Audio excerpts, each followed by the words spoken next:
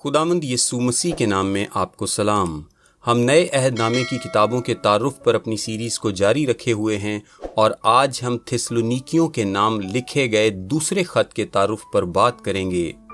دوسرا تھسلونیکیوں اس کا پہلا باب اور پہلی آیت ظاہر کرتی ہے کہ اس خط کو سلوانس اور تیموتھیوس کے ہمراہ پولس رسول کے ہاتھوں تحریر کیا گیا تھا۔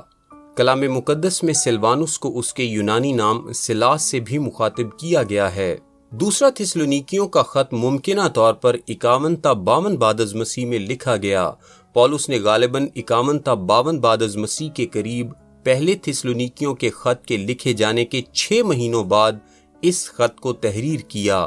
یوں دکھائی دیتا ہے کہ تھسلونیکے میں صورتحال پہلے جیسی ہی رہی تھی، مزید یہ کہ بعض لوگوں نے اپنی نوکریاں چھوڑ دی تھیں اور ان کی سستی نے ان کے فسادی ہونے کو جنم دیا، جہاں وہ دوسرے لوگوں کی زندگیوں میں مداخلت کرنے لگے۔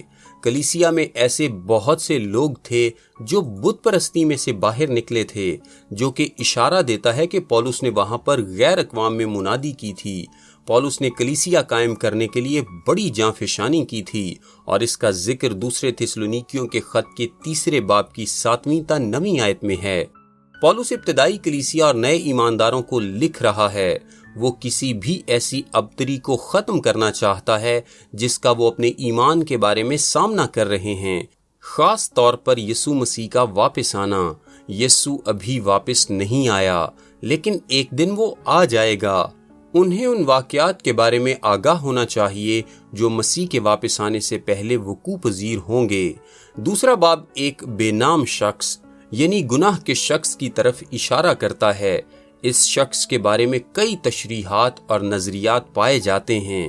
اس کا سب سے زیادہ تعلق دانییل نبی کی کتاب کے 7ویں باب کی نبوتوں اور مکاشفہ کی کتاب کے 13ویں باب میں موجود مخالف مسیح کے ساتھ پیش کیا جاتا ہے۔ استعمال شدہ اصطلاح جسے ہلاکت کا فرزند بھی کہا گیا ہے، ایک اور مقام پر یعنی یوحنا کی انجیل کے 17ویں باب کی 12ویں آیت میں یہودا کو بیان کرنے کے لیے بھی استعمال ہوئی ہے۔ پولس نے اس خط کو اسی مقصد کے تحت لکھا جو کہ اس کے پہلے خط کا تھا۔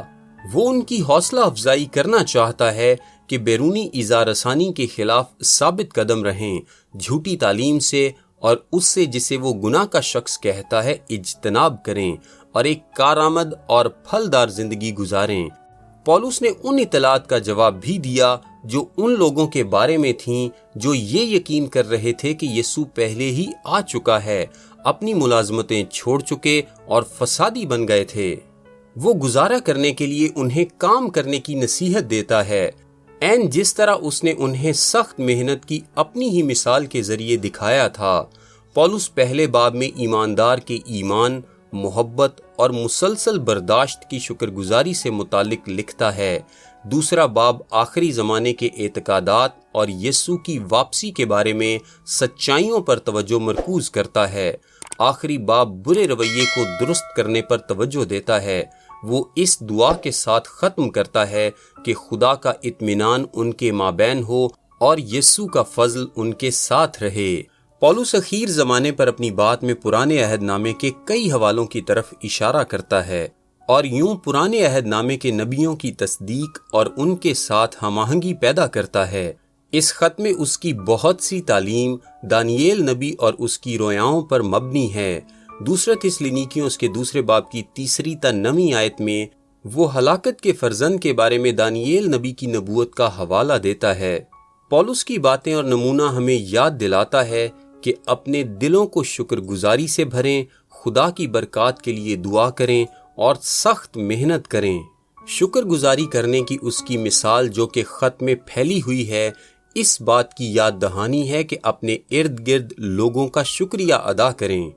سستی اب بھی بد انتظامی کو پیدا کرتی ہے اور دوسرے لوگوں کی زندگیوں میں مداخلت کو۔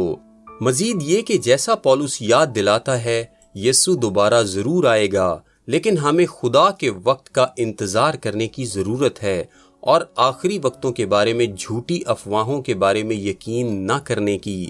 تقریباً 2000 سال گزر چکے ہیں اور ہم ابھی بھی صبر سے انتظار کر رہے ہیں اور امید کو تھامے ہوئے ہیں۔ ایذا رسانی اب بھی موجود ہے اور دنیا میں بعض مقامات پر مسیحی شدید حملوں کا سامنا کر رہے ہیں۔ یہ خط انہیں اپنے ایمان میں ثابت قدم رہنے میں مدد دیتا ہے۔ پولس اپنے سارے خطوط کی مانند نمونہ پیش کرتا ہے کہ مسیحیوں کے طور پر کیسے زندگی گزاری جائے۔ پولس کی دوسروں کے لیے فکر مندی اور ساتھ ساتھ اس کی فکر کے لوگ سچائی کا امتیاز کرنے کے لیے معلومات کا جائزہ لیں، ہمیں یہ یاد دلاتی ہے کہ خدا کے کلام کی سچائی کو تھامے رہنا ہمیں مضبوطی سے قائم کرتا ہے اور اس کام پر ہماری توجہ مرکوز رکھتا ہے جسے خدا نے ہمیں کرنے کے لیے بلایا ہے۔ میرا نام تابش قاضی ہے اور یہ میسج آپ کو ڈیلی ورسز کی جانب سے بھیجا گیا ہے۔